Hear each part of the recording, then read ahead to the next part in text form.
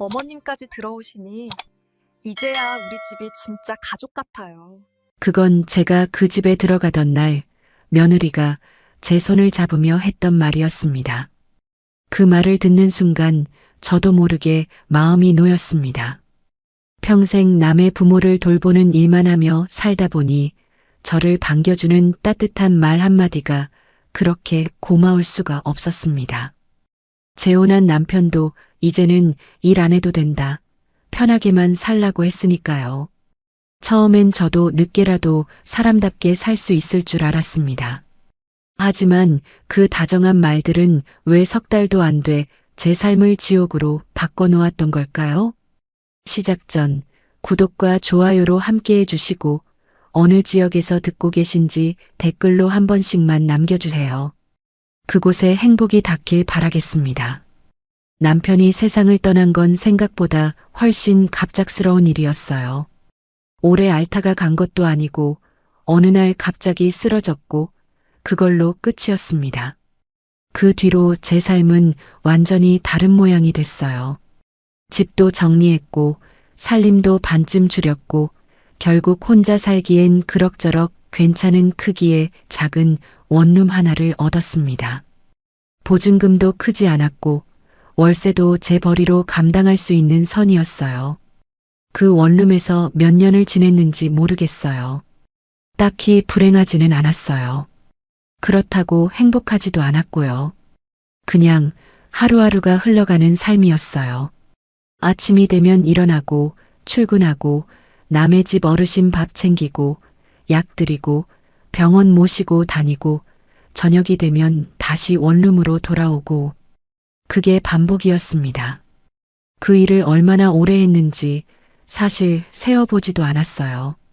20년은 넘었을 거예요. 그게 제 전부였으니까요. 솔직히 말하면 그 일이 싫지는 않았어요. 어르신들이 좋아하셨거든요. 제가 손이 빠르고 꼼꼼하다고 고생한다고 덕분에 산다고 그 말이 좋아서 버텼던 것 같아요. 그런데 어느 순간부터는 그 말도 허공에 뜨는 느낌이 들었어요. 내가 이렇게 남 챙기다가 이대로 끝나는 건가 싶은 거예요. 몸도 많이 달아 있었어요. 무릎이 자주 시큰거렸고 허리도 예전 같지 않았고 아침에 일어나는 게 조금씩 힘들어졌습니다. 그때쯤 지인한테서 소개를 받았어요. 처음엔 별로 내키지 않았습니다. 이 나이에 무슨 재혼이냐 싶었고 자식들 눈치도 보였고 괜히 긁어부스럼 만들고 싶지 않았어요. 그런데 지인이 워낙 괜찮은 사람이라고 했거든요. 사별한 지 오래됐고 아들 내외가 근처에 살아서 왕래가 작고 경제적으로 크게 어렵지 않고 무엇보다 혼자 사는 게 쓸쓸해 보이는 사람이라고요. 딱 한 번만 만나보라기에 그냥 차나 한잔 하는 셈 치고 나갔어요. 윤태호 씨를 처음 만난 건 동네 카페였어요. 키가 크고 단정한 인상이었어요. 말도 조심스럽게 하고 저한테 무리하게 다가오거나 하지 않았어요. 그냥 서로 어떻게 살아왔는지 천천히 얘기했어요. 그 자리에서 그이가 했던 말이 지금도 귓가에 남아 있어요. 혼자 그렇게 고생하며 살지 말고 나랑 같이 살아요. 이제는 일 안 해도 됩니다. 편하게만 살아요. 그 말을 듣는 순간 뭔가가 툭 하고 풀렸어요. 눈물이 나올 것 같았는데 꾹 참았어요. 20년 넘게 남 뒷바라지만 하며 살아온 사람한테 누가 그런 말을 해준 적이 있었나? 남편도 살아있을 때는 그런 말 한 번 해준 적이 없었어요. 당연히 해야 하는 일이라 여겼으니까요. 그런데 처음 만난 사람이 그 말을 해주는 거예요. 이제는 편하게 살아도 된다고. 가슴이 먹먹해졌습니다. 몇 번 더 만났어요. 만날 때마다 그이는 한결같았어요. 억지로 서두르지도 않았고 제가 망설이면 기다려줬어요. 자식들한테 알리는 것도 혼인신고하는 것도 다 천천히 하면 된다고 했어요. 급하게 결정할 필요 없다고요. 그 여유가 오히려 저를 안심시켰어요. 조급하지 않은 사람이구나 싶었거든요. 결국 저는 짐을 쌌어요. 혼인신고는 자식들 눈치도 있고 해서 일단 미뤄두기로 했어요. 그이도 괜찮다고 했고 저도 그러자고 했어요. 그냥 같이 사는 것부터 시작하자고요. 원룸 계약이 끝나는 달에 맞춰서 짐을 정리했어요. 크게 들고 갈 것도 없었어요. 입던 옷 몇 벌, 쓰던 살림 몇 가지, 그리고 오래된 가방 2개. 그게 제 전부였으니까요. 이사날 아침은 생각보다 담담했어요. 오래 살았던 원룸을 한 바퀴 둘러봤는데 딱히 아쉬운 감정이 크지 않았어요. 그냥 이제는 여기를 떠나도 되는구나 싶었어요. 문을 잠그고 계단을 내려가면서 이상하게 발걸음이 가벼웠습니다. 그 집은 제가 살던 원룸에서 버스로 30분쯤 걸리는 동네였어요. 아파트였고 층수도 제법 됐어요. 엘리베이터를 타고 올라가는데 괜히 두근거렸어요. 설레는 건지 긴장한 건지 잘 모를 감정이었어요. 문이 열리고 그이가 웃으며 맞아줬어요. 그리고 그 뒤에서 며느리 오세라 씨가 나왔어요. 어머님 오시느라 힘드셨죠? 어서 들어오세요. 밝은 목소리였어요. 말투도 반갑고 싹싹했어요. 저한테 손을 내밀더니 꼭 잡았어요. 어머님까지 오시니 이제야 우리 집이 진짜 가족 같아요. 그 말을 들으면서 저도 모르게 손에 힘이 들어갔어요. 평생 남의 부모 돌보는 일만 하며 살아온 사람이 이제는 누군가한테 가족이 된다는 말을 듣는 거잖아요.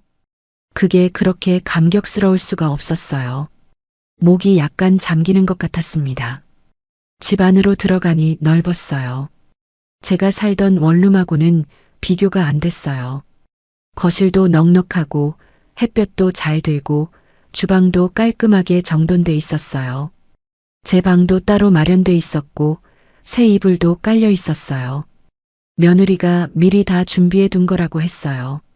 감사하다고 했더니 며느리가 손을 내저으며 웃었어요. 가족인데요, 뭐려. 어머님, 편하게 계세요. 그날 저녁은 셋이서 밥을 먹었어요. 아들 윤민석 씨는 일이 있다고 늦게 온다고 했고 그이랑 며느리랑 저랑 셋이서 둘러앉았어요. 며느리가 이것저것 가져다 줬고 그이도 이 반찬 먹어봐라. 이게 맛있다 하면서 신경을 써줬어요. 오랜만에 누군가랑 같이 먹는 따뜻한 저녁이었어요. 숟가락을 들면서 속으로 생각했어요. 잘 왔구나 싶었어요. 그날 밤 혼자 방에 누웠을 때 천장이 낯설었어요. 몇십 년을 살면서 이렇게 낯선 천장을 본 게 몇 번이나 됐나 싶었어요. 그런데 이상하게 불안하지는 않았어요. 오히려 오랜만에 마음이 좀 놓이는 느낌이었습니다. 이제는 매일 아침 서둘러 일 나갈 필요가 없는 거잖아요. 누군가 챙겨줘야 하는 어르신이 없는 거잖아요. 그냥 아침에 일어나서 커피 한 잔 마시고 느긋하게 하루를 시작해도 되는 사람이 된 거잖아요. 그 생각이 참 좋았어요. 별것도 아닌데 그냥 평범한 아침이 그렇게 갖고 싶었던 건지 몰랐어요.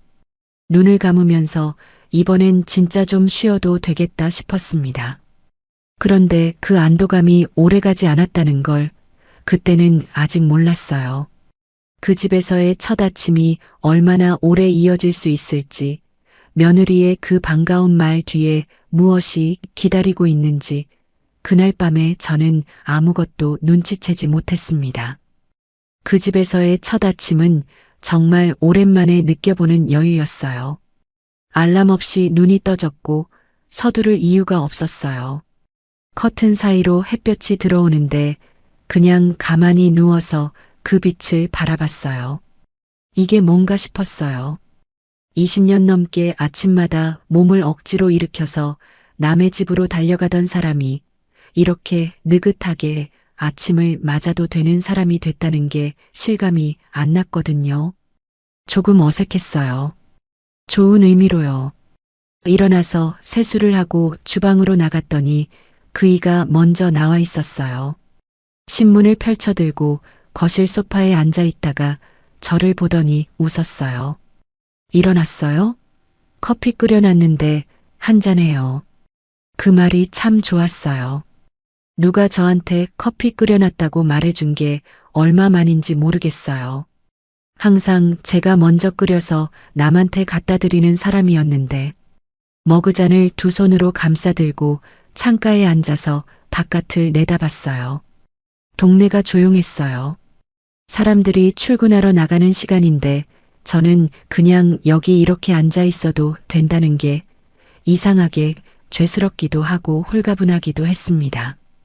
커피가 식을 때까지 그냥 앉아 있었어요. 아무것도 안 하고 아무데도 가지 않고 그게 그렇게 낯설었어요. 남의 집 어르신 약 챙길 시간 아닌가, 병원 예약 확인해야 하는 거 아닌가, 괜히 그런 생각이 몸에 배어 있어서 이따금씩 고개를 들었다가 아니지 하고 다시 내려놓곤 했어요. 몸이 습관을 기억하고 있었던 거예요. 마음은 이미 여기 있는데 몸은 아직 거기 있었던 거죠. 그이가 신문을 덮으면서 말했어요. 오늘 날씨 좋으면 점심 먹고 같이 좀 걸을까요? 그냥 아무렇지도 않게 한 말인데 저는 속으로 뭉클했어요. 같이 걷자고. 같이. 그 말이 참 오랜만이었거든요. 뭔가를 같이 하자는 말을 들어본 게 언제인지 기억이 잘 안 났어요. 첫 두 달은 그렇게 흘러갔어요. 특별한 사건이 없었어요. 그이는 아침에 산책을 다녀오고 저는 간단하게 집안 정리를 하고 점심은 같이 먹거나 각자 해결하고 오후엔 동네를 조금 걸었어요. 저녁은 제가 차렸어요. 딱히 누가 시킨 게 아니라 자연스럽게 제가 하게 됐어요. 그이가 맛있다고 하면 기분이 좋았고 다 먹고 나서 설거지까지 하고 나면 그제야 하루가 마무리되는 느낌이었어요. 원룸에서는 느껴본 적 없는 넓이가 있었어요. 거실도 넓고 주방도 넓고 무엇보다 마음이 좀 넓어지는 느낌이었어요. 몸이 좀 회복되는 것 같기도 했고요. 무릎도 덜 아팠고 아침에 일어나는 게 전보다 수월해졌어요. 며느리 오세라 씨는 주중에는 회사를 다녔어요. 아침 일찍 나가서 저녁에 들어왔고 주말에는 가끔 얼굴을 비쳤어요. 올 때마다 뭔가를 들고 왔어요. 과일이라든지 반찬이라든지 음료수 같은 것들이요. 그러면서 꼭 한마디씩 했어요. 어머님, 불편한 건 없으세요? 부족한 거 있으면 말씀하세요. 그 말이 진심처럼 들렸어요. 아니, 그때는 진심이라고 믿었어요. 제가 먼저 뭔가 요구할 성격도 못 되고 불편해도 어지간하면 그냥 적응하는 편이라서 딱히 말할 게 없다고만 했어요. 그러면 며느리는 그래도 편하게 말씀하시라고 어머님 계시니까 집이 살아나는 것 같다고 했어요. 그 말도 좋았어요. 그때까지는요. 사실 저도 잘 맞춰보려고 애썼어요. 재혼 초반이잖아요. 새 식구들한테 잘 보이고 싶고 괜히 어렵고 까다로운 사람처럼 보이기 싫었어요. 그이 눈치도 살폈고 며느리 취향도 파악하려고 했어요. 어떤 반찬을 좋아하는지, 집안 어디를 어떻게 쓰는지 소소한 것들을 조용히 살펴봤어요. 그게 제 방식이었거든요. 남의 집에 들어가면 일단 눈치를 봐야 한다고 몸에 배어 있었어요. 평생 남의 집에서 일했으니까요. 그런데 그 눈치 보는 습관이 결국 저한테 독이 됐어요. 나중에 와서 생각해보면 그랬어요. 석 달쯤 됐을 무렵이에요. 어느 주말 오후 며느리가 집에 왔어요. 평소처럼 뭔가를 들고 왔고 차를 한 잔 마시면서 이런저런 얘기를 하다가 조심스럽게 말을 꺼냈어요. 목소리가 살짝 낮아졌어요. 어머님, 드릴 말씀이 있는데요. 그이는 잠깐 TV를 보러 안방으로 들어갔고 주방 식탁에 며느리랑 저만 마주 앉은 상황이었어요. 나중에 생각해보면 그 상황 자체가 이미 준비된 거였어요. 그 일을 자리에서 뜨게 하고 저랑 단둘이서 얘기하는 구조. 그때는 몰랐지만요. 며느리가 찻잔을 두 손으로 감싸주면서 말했어요. 제 친정아버지가 근처 빌라에 혼자 사시거든요. 연세도 있으시고 몸도 좋지 않으셔서 병원을 자주 다니시는데 제가 평일엔 회사를 다니다 보니까 자주 못 뵈거든요. 저는 그냥 듣고 있었어요. 어디로 흘러갈지 아직 몰랐으니까요. 요즘 드시는 게 영 시원찮으신 것 같아서요. 어머님, 혹시 시간 되실 때 아버지한테 죽 같은 거 한 번만 끓여다 주실 수 있을까요? 제가 너무 바빠서요. 한 번만이요. 그 말이 분명히 들렸어요. 딱 한 번만이요. 저는 잠깐 생각했어요. 거절하기가 좀 그랬어요. 재혼한 지 석 달밖에 안 됐고 며느리가 조심스럽게 부탁하는 거잖아요. 가족이 됐으니 이 정도는 도와줄 수도 있지 않나 싶기도 했고요. 무엇보다 죽 한 번 끓여다 주는 게 크게 어려운 일은 아니잖아요. 제가 평생 어르신들 돌보는 일을 해왔으니 오히려 익숙한 일이기도 했고요. 그런데 지금 생각하면 그 익숙함이 문제였어요. 며느리도 그걸 알고 있었던 거예요. 어머님은 원래 이런 일 하시던 분이니까 이 정도는 별거 아니실 거라는 계산이 이미 깔려 있었던 거죠. 그때는 그게 안 보였어요.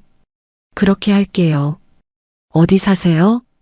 며느리 얼굴이 금세 환해졌어요. 고맙다고 몇 번이나 했어요. 주소를 알려줬고 아버지한테는 자기가 미리 연락해두겠다고 했어요. 가족분이 오는 거니까 놀라지 말라고 해두겠다고요. 그 말, 가족분이 오는 거라는 말을 저는 좋게 들었어요. 가족이라는 말이 그때까지는 따뜻하게 들렸으니까요. 다음 날 오전에 죽을 끓였어요. 야채죽으로 했어요. 어르신들이 소화하기 편한 걸로요. 냄비째 들고 가기는 그렇고 해서 밀폐 용기에 담아 비닐봉지에 넣었어요. 버스를 한 정거장 타고 내리니까 빌라가 나왔어요. 오래된 건물이었어요. 계단을 올라가서 초인종을 눌렀더니 안에서 기척이 나다가 문이 열렸어요. 김봉철 씨는 생각보다 작은 분이었어요. 허리가 조금 굽어 있었고 안색이 창백했어요. 저를 보더니 어색한 표정을 지었어요. 세라가 연락을 해뒀는지 그냥 들어오라고 했어요. 안으로 들어가니 작은 거실에 이불이 반쯤 펼쳐져 있었고 약봉지가 탁자 위에 쌓여 있었어요. 혼자 사는 티가 역력했습니다. 싱크대 위에는 라면 봉지가 두어 개 있었고 냉장고 문에는 병원 영수증이 자석으로 붙어 있었어요. 저도 모르게 그 영수증을 눈으로 따라갔어요. 날짜가 제법 촘촘하게 찍혀 있었어요. 병원을 자주 다니신다는 말이 거짓이 아니었던 거예요. 죽을 데워서 상에 차려드렸어요. 드시는 걸 보니까 맛있게 드셨어요. 숟가락을 들기 전에 잠깐 저를 바라보셨는데 그 눈빛이 뭔가 복잡했어요. 고마운 건지 민망한 건지 그냥 익숙해지는 건지. 다 드시고 나서 한마디 하셨어요. 세라 엄마 솜씨랑 비슷하네.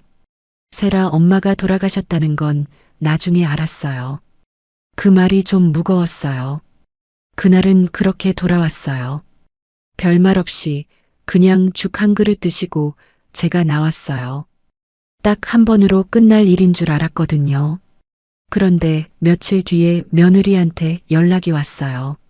어머님, 아버지가 이번 주 목요일에 병원 예약이 있는데 혼자 가시기가 좀 힘드신 것 같아서요. 이번 한 번만 같이 가주실 수 있을까요? 저는 오전에 중요한 회의가 있어서 정말 빠지기가 어렵거든요. 이번 한 번만. 또 그 말이었어요. 저는 잠깐 멈췄어요. 그런데 멈춘 게 거절로 이어지지는 않았어요. 죽도 한 번 끓여다 드렸고 이미 한 번 찾아간 사이인데 병원 한 번 더 모시고 가는 게 뭐 대단한 일이겠냐 싶었어요. 그이한테도 말했어요. 세라가 부탁했다고 봉철 씨 병원에 같이 가도 되냐고요. 그이는 가벼운 표정으로 말했어요. 그래요. 잠깐 같이 가줘요. 세라가 바쁜 애잖아. 그 말에 이미 답이 있었던 거예요. 그때 눈치챘어야 했는데. 세라가 바쁘다는 말은 맞는 말이에요. 그런데 그러면 그 빈자리를 제가 채워야 한다는 게 어느새 기정사실이 돼버린 거잖아요. 그이도 며느리도 아무도 그걸 이상하게 생각하지 않았어요. 저만 혼자 잠깐 이상하다 싶었다가 에이 그냥 하지 하고 넘겼어요. 제가 넘겨버렸어요. 병원은 버스로 2정거장이었어요. 봉철 씨 모시고 버스를 탔고 접수를 했고 대기실에 나란히 앉아서 기다렸어요. 이름이 불리면 같이 들어갔어요. 의사 선생님이 이런저런 설명을 하는 동안 봉철 씨는 잘 못 알아들어서 저한테 자꾸 물어봤어요. 저는 설명을 들으면서 중간에 풀어서 다시 얘기해 드렸어요. 처방전 받아서 약국 가는 것도 같이 했고 약 받아서 봉지에 요일이랑 시간 써드리는 것도 했어요. 언제 어떤 약을 먹어야 하는지, 다음 예약은 언제인지 메모도 해드렸어요. 몸이 먼저 움직였어요. 20년 넘게 해온 일이라 그냥 자동으로 됐거든요. 그런데 그 자동이 이 집에서는 덫이었어요. 돌아오는 길에 봉철 씨가 말씀하셨어요. 수고했어요. 딱 그 말만 하셨어요. 고맙다는 말도 미안하다는 말도 아니고 그냥 수고했다고요. 어르신 입장에서는 당연히 누군가가 해줘야 하는 일을 해줬으니 수고했다는 거겠죠. 그런데 그 말투가 좀 걸렸어요. 낯선 사람한테 하는 말이 아니라 의뢰 이 사람이 해줄 거라는 걸 아는 사람한테 하는 말 같았거든요. 저는 그냥 웃으며 집으로 돌아왔습니다. 그 다음 주에 또 연락이 왔어요. 이번엔 식사였어요. 봉철 씨가 밥을 잘 못 챙겨 드신다고 며칠에 한 번씩 반찬 같은 걸 갖다 드리면 어떻겠냐고요. 며느리 목소리는 여전히 조심스러웠어요. 미안하다는 말도 했어요. 정말 감사하다는 말도 했어요. 그런데 거절은 안 됐어요. 이미 2번을 들어준 뒤였거든요. 이미 시작이 돼버린 일이었어요. 제가 들어줄 사람이라는 게 증명된 뒤였어요. 처음엔 이틀에 한 번이었어요. 그 다음엔 하루 걸러 한 번이 됐고 어느 순간부터는 매일이 됐어요. 반찬을 갖다 드리다 보면 자연스럽게 밥까지 차리게 되고 밥 차리다 보면 설거지까지 하게 되고 설거지하다 보면 청소도 눈에 들어오고 그렇게 하나씩 늘어났어요. 아무도 늘리라고 시킨 게 아닌데 저 혼자 감당 범위를 넓혀가고 있었어요. 그게 제 버릇이었어요. 눈에 보이는 걸 못 지나치는 버릇이요. 그때까지도 저는 이걸 부탁이라고 생각했어요. 가족 간에 서로 돕는 일이라고요. 그런데 돌이켜보면 그건 부탁이 아니었어요. 부탁은 거절할 수 있어야 부탁이거든요. 저한테는 거절할 수 있는 분위기가 한 번도 만들어지지 않았어요. 처음부터요. 딱 한 번만이라는 말이 반복되는 동안 저는 한 번도 아니요라고 말하지 못했어요. 그 집에 들어온 지 석 달이 지나고 있었어요. 제가 그 집에서 편하게 지낸 날은 딱 2달이었습니다. 나머지는 이미 시작되고 있었어요. 아주 조용하게, 아주 천천히, 제가 눈치채지 못하는 속도로요. 반찬을 갖다 드리기 시작한 게 언제부터였는지 정확히 기억이 안 나요. 그냥 어느 날 보니까 그게 하루 일과가 돼 있었어요. 아침에 일어나면 냉장고를 열어서 봉철 씨 드릴 거 뭐가 있나 확인하고 없으면 장을 봐야 하나 생각하고 있으면 언제 갖다 드려야 하나 가늠하고 그게 하루의 시작이 됐어요. 제 집 살림이 아니라 봉철 씨 살림이 먼저였어요. 이상하다고 느낀 건 어느 화요일 오전이었어요. 그이랑 같이 점심을 먹으려고 뭘 차릴까 생각하다가 문득 봉철 씨 드린 된장찌개를 먼저 끓이고 있는 저를 발견했어요. 그이 밥보다 봉철 씨 밥이 먼저였던 거예요. 냄비를 들여다보면서 잠깐 멈췄어요. 내가 지금 뭘 하고 있지 싶었거든요. 그런데 이미 찌개가 끓고 있었고 담아서 들고 나가는 게 남은 순서였어요. 그냥 했어요. 그날도 그냥 했어요. 봉철 씨 댁에 들어서면서 느끼는 공기가 바뀌기 시작한 것도 그 무렵이었어요. 처음엔 제가 오면 봉철 씨가 어색한 표정으로 맞아주셨어요. 고마워하시는 게 느껴졌어요. 그런데 어느 날부터는 제가 초인종을 눌러도 문 여는 속도가 느려졌어요. 어서 오세요 라는 말도 줄었고요. 그냥 문이 열리면 제가 들어가는 식이 됐어요. 신발을 벗고 주방으로 가서 뭔가를 하고 봉철 씨는 거실 소파에 앉아서 TV를 보고 계셨어요. 제가 오는 게 익숙해지신 거예요. 당연해진 거예요. 그게 참 묘하게 불편했어요. 고마워하는 사람한테 뭔가를 해드리는 건 그래도 보람이 있거든요. 그런데 당연하게 받는 사람한테 해드리는 건 달라요. 몸은 똑같이 움직이는데 마음이 달라요. 뭔가 자꾸 빠져나가는 느낌이랄까요?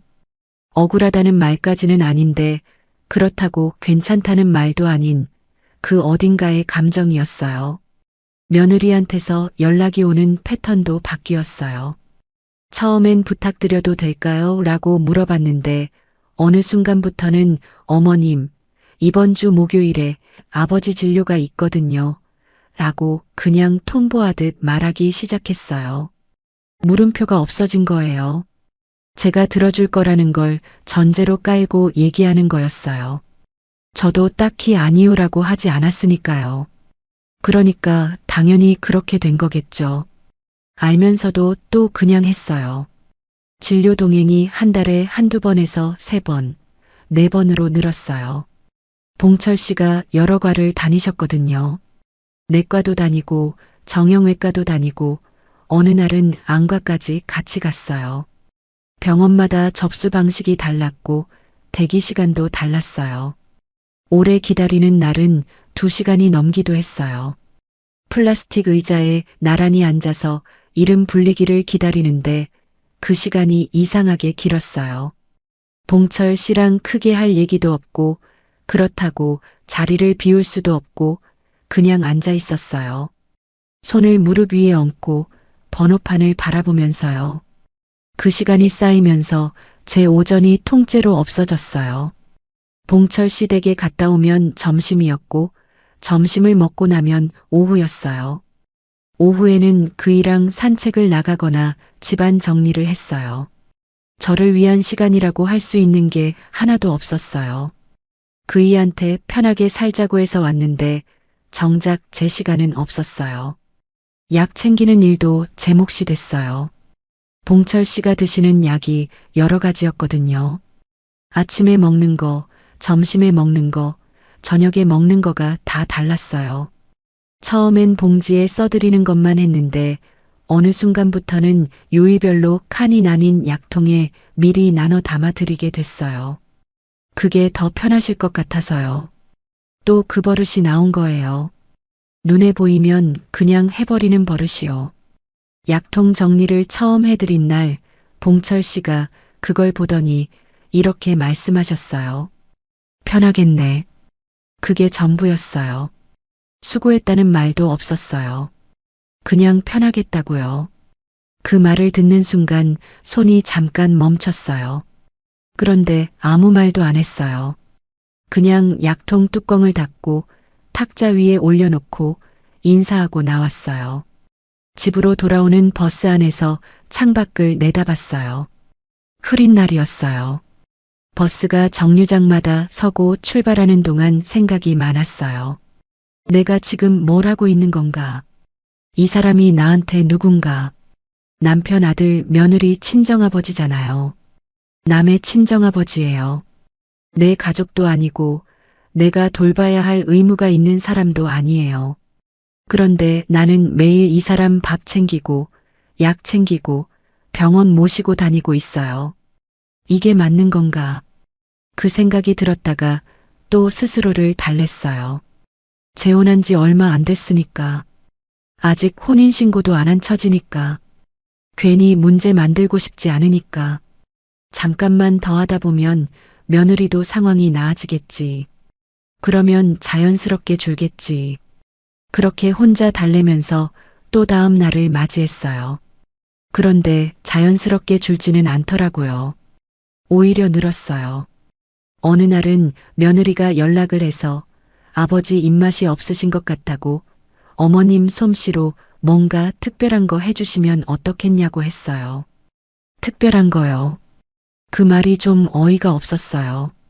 매일 반찬이랑 밥을 갖다 드리는 것도 이미 충분히 특별한 일인데 거기서 더 특별한 걸 해달라는 거잖아요. 그래도 뭐라고 하지 못했어요. 갈비찜을 했어요. 손이 많이 가는 음식인데 그냥 했어요. 그날 봉철 씨가 갈비찜을 보더니 처음으로 환하게 웃으셨어요. 오, 이거 오래간만이네.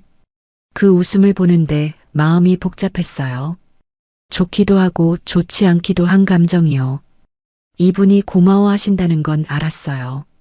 그런데 그게 저를 더 오래 여기 붙잡아두는 이유가 되는 것 같아서요. 잘해드리면 더 기대하게 되고 더 기대하면 더 해드려야 하는 구조가 되잖아요. 그 구조 안에 제가 들어와 있다는 걸 그날은 좀 더 선명하게 느꼈어요. 며느리 오세라 씨는 그 무렵부터 저한테 하는 말에서 미안함이 많이 줄었어요. 처음엔 죄송하다, 감사하다, 정말 한 번만이라는 말이 많았는데 어느 순간부터는 그냥 일정을 알려주는 식으로 바뀌었어요. 아버지 다음 주 화요일에 피검사가 있거든요. 목요일엔 정형외과 가야 해요. 이번 달 약이 떨어질 것 같으니까 처방전 미리 받아두면 좋을 것 같아요. 그게 저한테 하는 말이었어요. 마치 스케줄을 공유하듯이요. 저는 그 말을 들으면서 속으로 이상하다는 생각이 분명히 들었어요. 분명히 들었는데 그게 입 밖으로 나오지를 않았어요. 왜 그랬을까 지금도 생각해요. 아마도 이 집에서 제 자리가 아직 불안했던 것 같아요. 혼인신고도 안 한 상태고 그이한테 완전히 기댈 수 있는 사이인지도 확신이 없었고 며느리랑 사이가 틀어지면 이 집에서 제가 설 자리가 없어질 것 같다는 막연한 두려움이 있었거든요. 그 두려움이 제 입을 막았어요. 그이는 어떠셨냐고요? 그이는 잘 몰랐어요. 아니, 정확히는 몰랐다기보다 알려고 하지 않았던 것 같아요. 봉철 씨 댁 다녀왔다고 하면 수고했다고는 했어요. 그런데 거기서 끝이었어요. 자주 가는 거 힘들지 않냐고, 그게 맞는 건지 한번 얘기해 보자고, 그런 말은 한 번도 없었어요. 그의 눈에는 아마 제가 잘 해내고 있는 것처럼 보였을 거예요. 투정 한 번 안 부리고 피곤하다는 말 한 번 안 하고 다녀왔으니까요. 그러니까 괜찮은 줄 알았겠죠. 괜찮지 않다는 말을 왜 못했냐고요. 말하려고 했어요. 몇 번은요. 저녁 먹고 나서 그이랑 거실에 앉아 있을 때 입까지 올라왔어요. 그런데 막상 말을 시작하려면 어디서부터 시작해야 할지를 몰랐어요. 봉철 씨 댁 가는 게 싫다고, 며느리 부탁이 부담스럽다고, 그 말을 하면 그이가 어떻게 받아들일지, 며느리 귀에 들어가면 어떻게 될지, 그게 먼저 걱정됐어요. 그래서 또 삼켰어요. 그날도 그 다음 날도 삼키고 삼키다 보니까 어느새 그게 당연한 일이 됐어요. 며느리는 어느 날 그이 앞에서 이런 말을 했어요. 아버지, 어머님이 원래 어르신들 잘 챙기시잖아요. 아버지 덕분에 저희도 얼마나 마음이 놓이는지 몰라요. 그이가 흐뭇한 표정으로 고개를 끄덕였어요. 저는 그 자리에서 웃었어요. 고맙다는 말도 했어요. 그런데 속으로는 달랐어요. 원래 어르신들 잘 챙기신다는 말, 그 말이 칭찬인지 이용인지 그 경계가 흐릿해지는 순간이었어요. 저의 오랜 경력이 이 집에서는 제가 이 일을 맡아야 하는 이유가 됐거든요. 잘한다는 게 해야 한다는 말로 바뀌어 있었어요. 그때부터였어요. 제가 이 집에 아내로 들어온 건지 아니면 다른 이름으로 불리는 무언가로 들어온 건지 그 질문이 머릿속에서 사라지지 않기 시작한 게요. 참는데도 한계가 있더라고요. 사람이 그래요. 한 번 참으면 두 번이 되고 두 번 참으면 세 번이 되는데 어느 순간 그 무게가 임계점을 넘어요. 소리 지르거나 울거나 하는 게 아니에요. 그냥 어느 날 아침에 눈을 떴는데 더는 안 되겠다는 생각이 딱 들어요. 더 이상 이걸 혼자 안고 있으면 안 되겠다는 거요. 그날이 그랬어요. 아침에 일어나서 주방에 섰는데 손이 멈췄어요. 냉장고를 열려다가 그냥 손을 내렸어요. 봉철 씨 드릴 거 뭐가 있나 확인하는 게 아침 첫 번째 일이 된 지 꽤 됐는데 그날은 그 손이 안 올라갔어요. 그냥 식탁 의자에 앉아서 한참 멍하니 있었어요. 창밖에 해가 올라오고 있었어요. 맑은 날이었어요. 그런데 그 맑음이 하나도 반갑지 않았어요. 그이가 일어나서 주방으로 나왔어요. 저를 보더니 아직 안 차렸냐고 했어요. 밤 얘기였어요. 저는 그냥 앉아 있었어요. 오늘 좀 얘기하고 싶다고 했어요. 그이가 의자를 당겨서 맞은편에 앉았어요. 표정이 가볍지는 않았어요. 뭔가 눈치를 챈 것 같기도 했어요. 숨을 한번 고르고 말을 시작했어요. 저 요즘 생각이 많아요. 그이가 말없이 저를 봤어요. 처음에 여기 들어올 때 이제 일 안 해도 된다고 하셨잖아요. 편하게 살자고요. 그 말 믿고 왔거든요.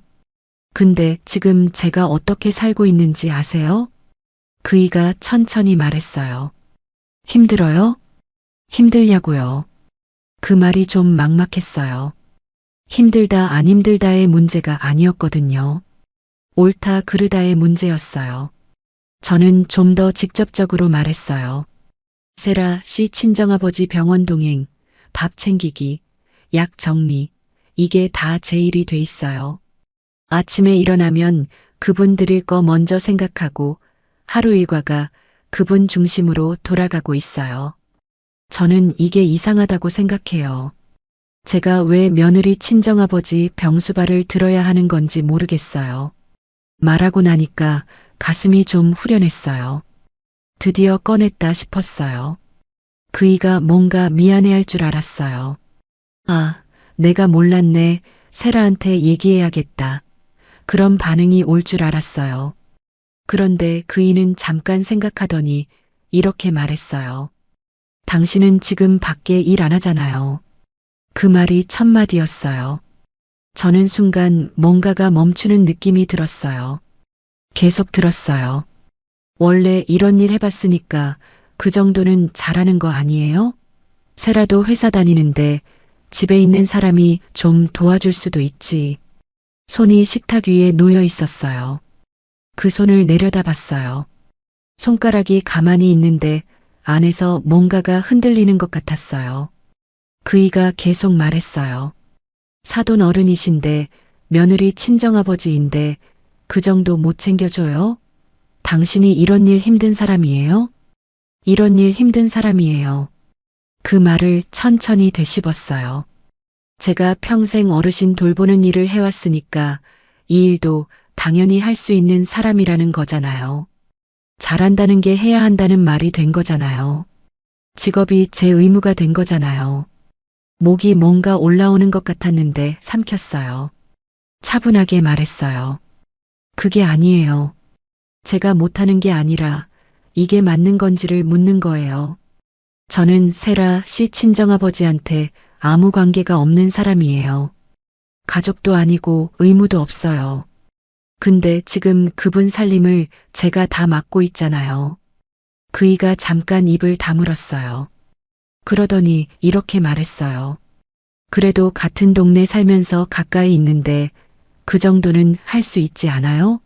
세라도 고마워하잖아요. 세라가 고마워한다는 말. 저는 그 말을 듣는 순간 모든 걸 알아버렸어요. 그이한테 이 상황은 문제가 아니었어요. 아내가 며느리 친정아버지 병수발을 드는 게 그의 눈에는 그냥 가족 간에 잘 지내는 일이었던 거예요. 제가 힘들다는 게 실감이 안 됐던 거예요. 아니면 실감하고 싶지 않았던 거거나요. 밖에 일 안 하잖아요. 그 말이 자꾸 머릿속에서 맴돌았어요. 그이가 처음에 한 말, 일 안 해도 된다는 말. 그 말의 진짜 뜻이 그제야 풀렸어요. 돈 벌러 밖에 나가지 않아도 된다는 말이었던 거예요. 대신 집 안에서, 집 안팎에서 필요한 건 다 해도 되는 사람이라는 뜻이었던 거예요. 쉬게 해주겠다는 약속이 아니라 다른 형태의 노동을 해줘도 된다는 기대였던 거예요. 그이는 나쁜 사람이 아니에요. 그게 더 힘들었어요. 아기가 있었으면 오히려 화를 내기가 쉬웠을 거예요. 그런데 그이는 진짜 이상하다고 생각하지 않았어요. 집에 있는 사람이 이 정도는 해줄 수 있지, 라는 게 그이한테는 너무나 당연한 생각이었던 거예요. 그 당연함이 저한테는 벽이었어요. 저는 더 말하지 않았어요. 해봤자 같은 말이 돌아올 것 같았거든요. 일어나서 주방으로 갔어요. 밥을 차렸어요. 밥을 먹는 동안 그이랑 저랑 말이 없었어요. 수저 소리만 났어요. 그이는 다 먹고 나서 잘 먹었다고 하고 거실로 나갔어요. 저는 설거지를 했어요. 물소리를 들으면서 멍하니 서 있었어요. 설거지를 마치고 행주로 손을 닦으면서 생각했어요. 이 집에서 내 자리가 어디인가? 아내인가 아니면 가장 편하게 쓸 수 있는 사람인가? 그이가 저를 아내로 데려온 건지 아니면 집 안팎의 돌봄을 자연스럽게 맡아줄 사람이 필요해서 다려온 건지.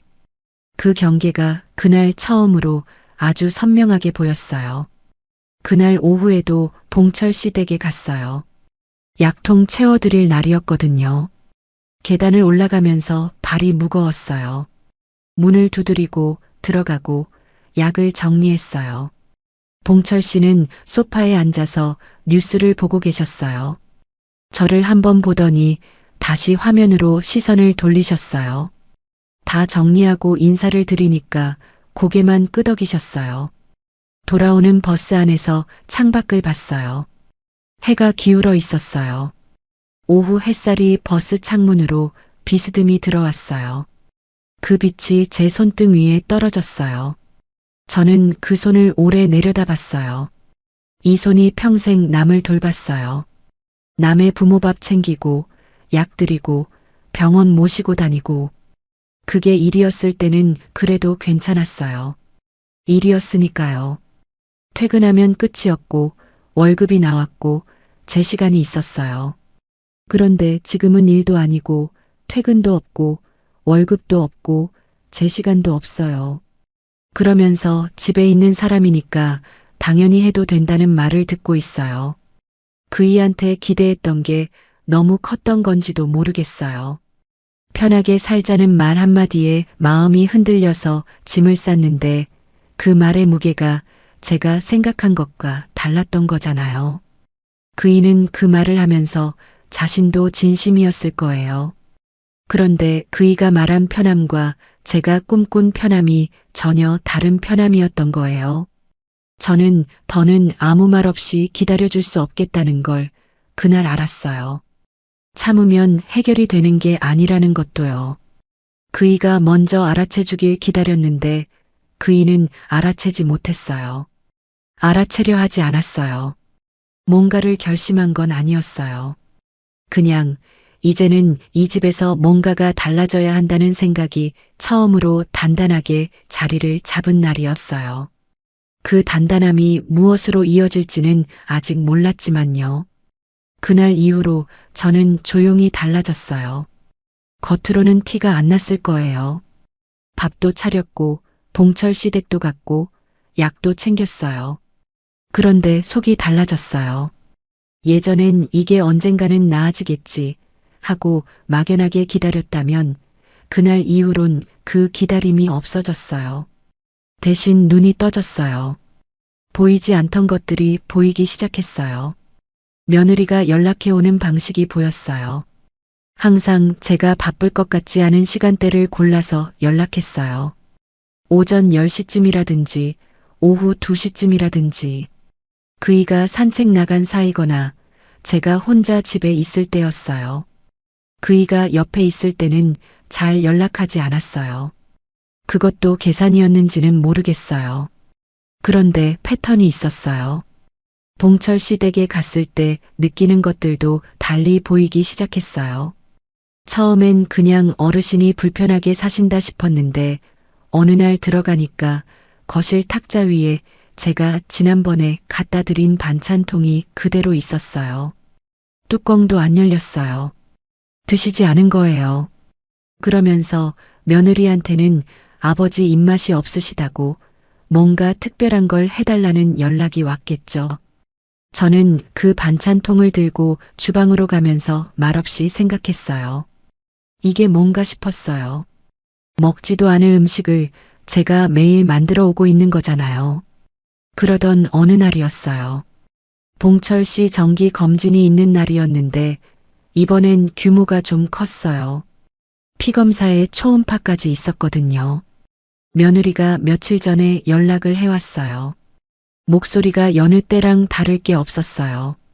어머님, 이번 주 금요일에 아버지 검진이 있거든요. 피검사도 있고 초음파도 있어서 시간이 좀 걸릴 것 같아요. 어머님이 같이 가주시면 아버지가 훨씬 편하실 것 같아서요. 같이 가주시면 아버지가 편하실 것 같다는 말이었어요. 저를 배려하는 말이 아니라 봉철 씨를 배려하는 말이었어요. 저는 그 말을 듣는 순간 뭔가가 올라왔는데 꼭 눌렀어요. 알겠다고 했어요.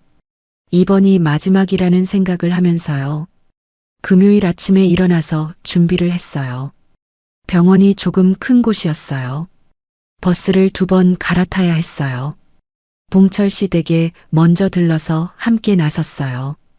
봉철 씨는 외출 준비를 하고 현관에 서 계셨어요. 저를 보더니 가시죠 하셨어요. 반갑다거나 고맙다는 말은 없었어요. 그냥 당연히 같이 가는 사람, 그 정도였어요. 병원은 붐볐어요. 접수를 하고 번호표를 뽑고 대기실에 앉았어요.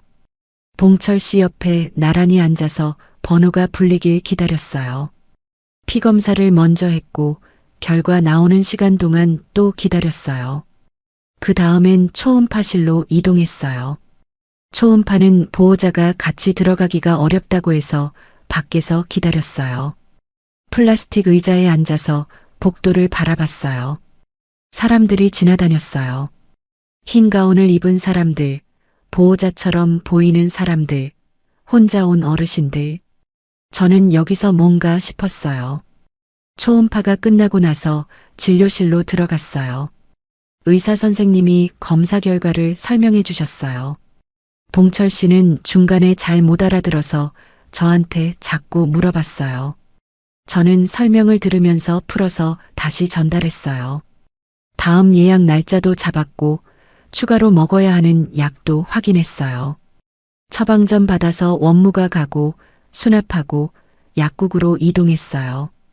약국에서 기다리는 동안 봉철 씨가 피곤하다고 하셔서 의자에 앉으시라고 했어요. 약을 받아서 어떻게 먹는지 다시 한번 확인하고 봉지에 표시했어요. 시계를 보니까 오전에 나와서 벌써 2시간 가까이 지나 있었어요. 그 시간 동안 며느리한테서는 연락이 없었어요. 괜찮으시냐고, 다 됐냐고, 아무것도요.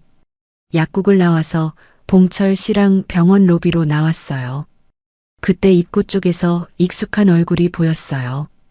오세라 씨였어요. 손에 커피 2잔을 들고 들어오고 있었어요. 저를 보더니 환하게 웃었어요. 어머님, 다 끝나셨어요? 제가 조금 일찍 빠져나왔어요. 조금 일찍 빠져나왔다고요. 접수부터 피검사, 초음파, 진료, 약국까지 2시간을 꽉 채운 뒤에 나타난 거잖아요. 커피를 내밀었어요. 웃으면서요. 어머님이 이런 건 저보다 훨씬 잘하시니까 믿고 맡겼어요. 얼마나 든든한지 몰라요. 그 말을 듣는 순간이었어요. 믿고 맡겼다는 말. 잘하시니까 맡겼다는 말. 그게 칭찬으로 포장된 말이라는 걸 그 순간 너무 선명하게 알아버렸어요. 저는 며느리가 해야 할 일을 대신 해준 게 아니었어요. 며느리가 자기 몫을 제 손에 얹어둔 거였어요. 처음부터요. 한 번만이라는 말로 시작해서 어머님이 더 잘하시니까 라는 말로 굳혀온 거였어요. 커피를 받지 않았어요. 손을 거두면서 말이 나왔어요. 미리 생각하고 한 말이 아니었어요. 그냥 나왔어요. 세라 씨, 저 여쭤볼 게 있어요. 목소리가 생각보다 차분했어요. 며느리가 눈을 마주쳤어요. 봉철 씨는 옆에 서 계셨어요. 로비에 사람들이 오가고 있었어요. 제가 왜 여기 있어야 하는 건지 모르겠어요. 며느리가 표정이 굳었어요. 며느리 친정아버지 검진을 왜 제가 처음부터 끝까지 다 해야 하는 건지요. 접수부터 진료 설명, 약 받는 것까지 다요. 세라 씨는 나중에 커피 들고 오시고요. 목소리가 떨리지 않았어요. 오히려 이상하게 고요했어요. 오랫동안 눌러뒀던 게 이제 천천히 나오는 느낌이었어요. 저는 이 집에 가족이 되려고 들어갔어요. 남의 병수발 들려고 들어간 게 아니에요. 저는 봉철 씨 보호자가 아니에요. 며느리 눈이 흔들렸어요. 그러더니 목소리가 살짝 높아졌어요. 어머님, 저는 그런 뜻으로 한 게 아니에요. 어머님이 워낙 잘해주시니까 감사한 마음의 한 말이었는데 그게 그렇게 들리셨어요? 감사한 마음이요. 그 말이 나오자 옆에 있던 봉철 씨가 자리를 피하시려는 기색이 보였어요. 로비 의자 쪽으로 걸어가셨어요. 며느리는 작은 목소리로 말했어요. 어머님, 여기서 이러시면 곤란해요. 아버지도 계시고 사람들도 많은데, 사람들 많은 데서 이러시면 곤란하다는 말. 그게 저한테 하는 말이었어요. 제가 이상한 사람이 되는 구조였어요. 며느리가 살짝 울먹이는 표정을 지으면서 주변 눈치를 살폈어요. 지나가던 사람 몇 명이 슬쩍 봤어요. 저는 목소리를 낮췄어요. 더 또렷하게 말했어요. 곤란한 게 뭔지 저는 달리 생각해요. 제가 이 말을 하는 게 곤란한 게 아니라 지금까지 제가 이 일을 맡아온 게 곤란한 거예요. 그때 며느리가 전화를 꺼냈어요. 그이한테 거는 거였어요. 저는 그 모습을 보면서 알았어요. 자기 편에 서줄 사람한테 연락하는 거잖아요. 아니나 다를까 잠시 뒤 그이한테서 제 전화로 연락이 왔어요. 받았어요. 지금 무슨 일이에요? 세라한테 연락 왔는데. 저는 짧게 말했어요. 나중에 얘기해요. 전화를 끊었어요. 며느리는 그 사이 봉철 씨 옆에 가서 앉아 있었어요. 저를 보는 눈빛이 달라져 있었어요. 아까의 싹싹함이 없었어요. 섭섭하다는 표정이었어요. 상처받은 것처럼 보이는 표정이었어요. 그 표정이 저를 나쁜 사람으로 만들고 있었어요. 저는 그 자리에 더 있지 않았어요. 봉철 씨한테 인사를 드렸어요. 어르신, 오늘 검진 잘 마치셨어요. 들어가세요. 봉철 씨는 저를 한번 보셨다가 고개를 돌리셨어요. 며느리는 말이 없었어요. 저는 병원 입구를 나왔어요. 밖에 나오니까 바람이 불었어요. 찬바람이었어요. 숨을 한번 크게 들이쉬었어요. 심장이 빠르게 뛰고 있었어요. 손이 조금 떨렸어요. 그런데 후회는 없었어요. 처음으로요. 지금까지 뭔가를 말하고 나면 항상 이렇게 해도 됐나 싶었는데 그날은 달랐어요. 말해야 하는 말을 했어요.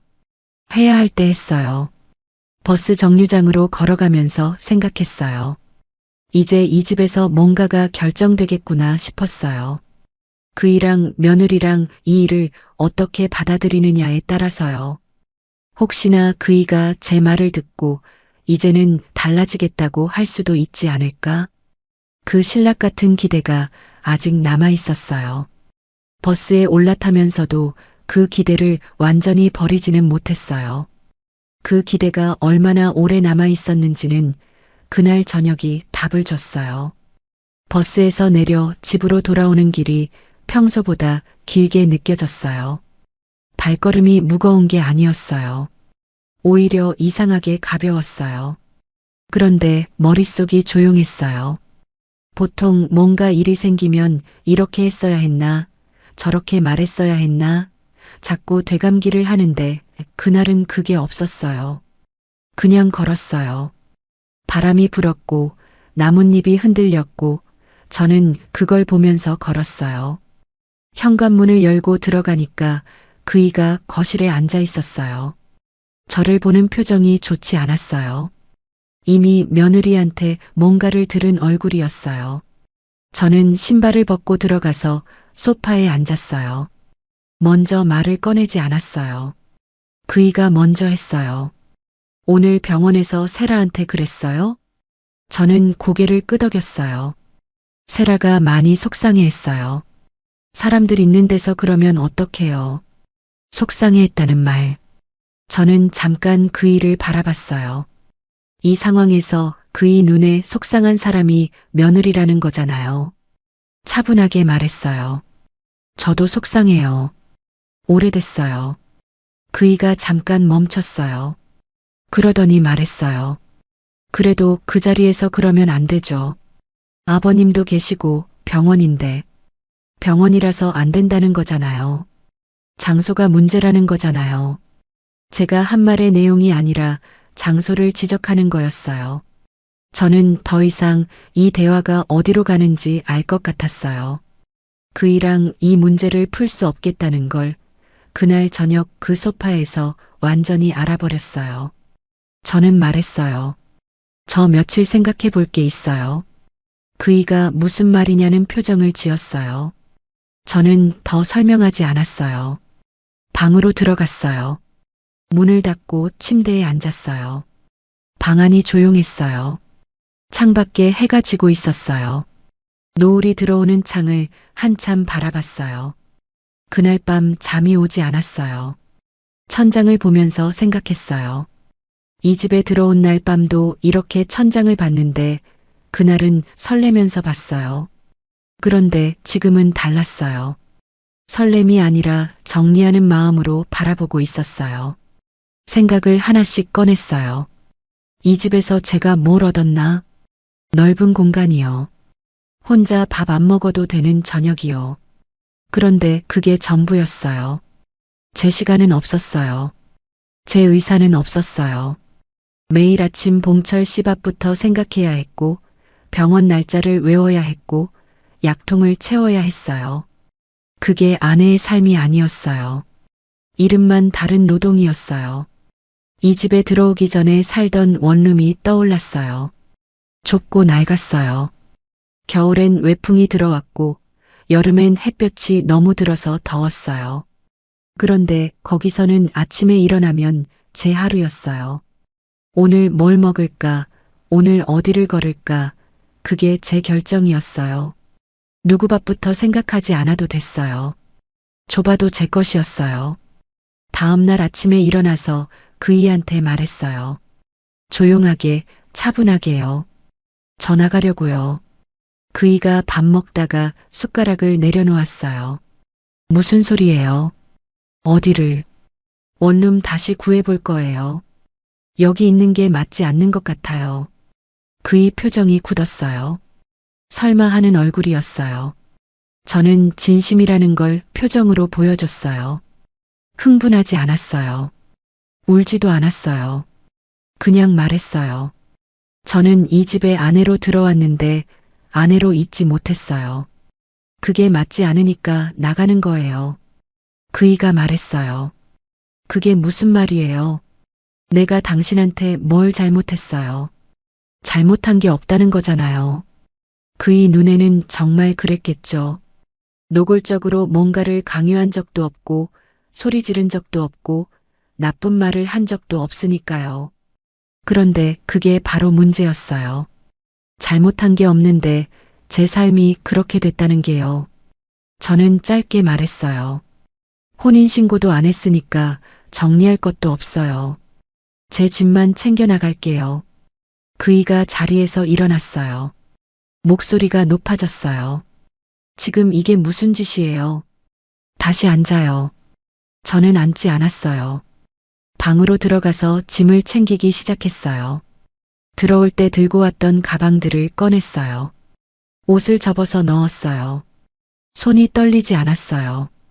이상하게 고요했어요. 이미 마음이 결정된 사람의 손은 이렇게 움직이는구나 싶었어요. 그이가 방문 앞에 서서 말했어요. 세라한테 오해가 있으면 내가 얘기할게요. 봉철 씨 일도 다시 얘기해 볼 수 있잖아요. 그냥 나가면 어떡해요. 다시 얘기해 볼 수 있다는 말. 저는 그 말을 들으면서 옷을 계속 접었어요. 왜 그 말이 지금 나오는 건지. 제가 진짜 나가려고 하니까 나오는 말이잖아요. 제가 묵묵히 버티고 있을 때는 다시 얘기해 보자는 말이 한 번도 없었어요. 제가 참고 있는 동안에는 문제가 없었던 거잖아요. 나가겠다고 하니까 이제야 문제가 되는 거잖아요. 저는 가방을 다 채우고 방을 한번 둘러봤어요. 들어올 때 새 이불이 깔려있던 방이었어요. 며느리가 미리 준비해뒀다고 했던 방이요. 이불은 그대로 있었어요.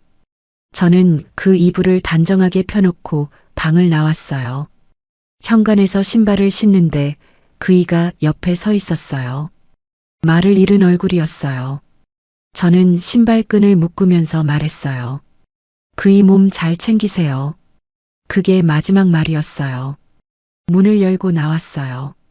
엘리베이터를 기다리는 동안 그이가 문을 열고 나왔어요. 복도에서 뒤에 서서 말했어요. 진짜 가는 거예요? 저는 엘리베이터 버튼을 눌렀어요. 문이 열렸어요. 들어가면서 고개를 한번 돌렸어요. 그이가 복도에 서 있었어요. 그 모습이 눈에 들어왔어요. 나쁜 사람은 아니에요. 그냥 제가 원하는 삶을 줄 수 있는 사람이 아니었어요. 그 차이였어요. 엘리베이터 문이 닫혔어요. 그날 저녁에 며느리한테 연락이 왔어요. 목소리가 달라져 있었어요. 조심스럽고 낮았어요. 어머님, 제가 많이 부족했던 것 같아요. 죄송해요. 죄송하다는 말이 처음으로 나왔어요. 오래 기다린 말인데 너무 늦게 왔어요. 저는 잠깐 그 말을 들었어요. 그러고는 말했어요.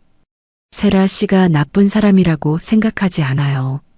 그냥 저랑 맞지 않았던 거예요. 며느리가 한동안 말이 없었어요. 그러다가 한 번만 더 생각해 달라고 했어요. 아버지가 어머님을 좋아하셨다고, 아버지도 미안해 하신다고요. 봉철 씨가 미안해 하신다는 말에 잠깐 마음이 흔들렸어요. 그 어르신이 나쁜 분이 아니라는 건 저도 알았거든요. 그냥 받는 것에 익숙해지신 분이었고, 그게 제 상황을 힘들게 만든 것 뿐이었어요.